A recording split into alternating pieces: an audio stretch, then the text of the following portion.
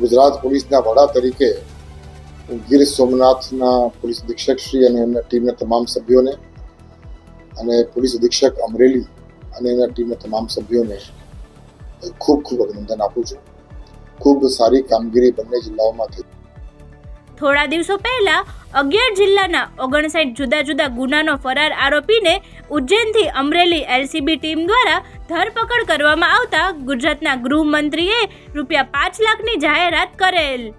ત્યારે ગીર સોમનાથ ખાતે અમરેલીના પોલીસ અધિક્ષક હિમકરસિંહ સાહેબ, પીઆઈ એલસીબી અલ્પેશ પટેલ સાથે એલસીબી સ્ટાફ મહેશભાઈ સરવૈયા, અજયભાઈ સોલંકી, ઉદયભાઈ મેણિયા, તુષારભાઈ પાંચાણી, કેતનભાઈ ગરાણિયા અને હરેશભાઈ કુંવરદાસને ડીજીપી વિકાસ સહાય સાહેબ હસ્તે ₹5 લાખનું ઇનામ તમામને ખાસ સન્માનપત્ર આપી સન્માનિત કરાયા અને અમરેલી પોલીસની કામગીરી બિરદાવેલ. ત્યારે પૂરા ગુજરાતમાં અમરેલી પોલીસનું નામ રોશન થયેલ. ફરી મળીશું નવા સમાચાર સાથે. ત્યાં સુધી જોતા રહો ગુજરાત 24 ન્યૂઝ.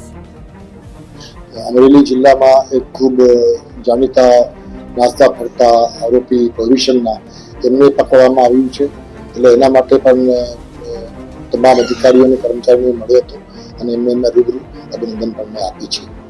એની સાથે સાથે કેન્દ્ર સરકાર તરફથી પોલીસ સ્ટેશનોની આખા દેશના પોલીસ સ્ટેશનોની રેન્કિંગ થઈ છે અને એ રેન્કિંગની પ્રક્રિયામાં ગુજરાત રાજ્યની જે પ્રથમ રેન્ક્ડ પોલીસ સ્ટેશન હતી એવા ગીર સોમનાથ જિલ્લાના જે નવી બંદર કોસ્ટલ પોલીસ સ્ટેશન છે એમને પ્રથમ રેન્ક મળ્યું છે.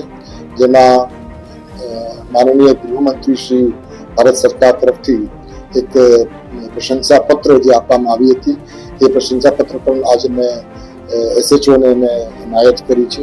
એટલે આ 3 શુભ કામો માટે હું આજે ગીર સોમનાથ આવ્યો હતો. ધન્યવાદ.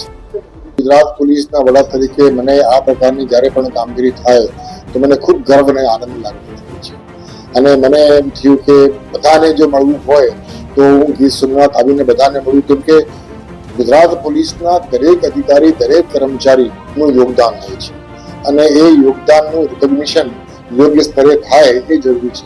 બધા ત્યાં ગાંધીનગર આવે એ કદાચ શક્ય ન બને.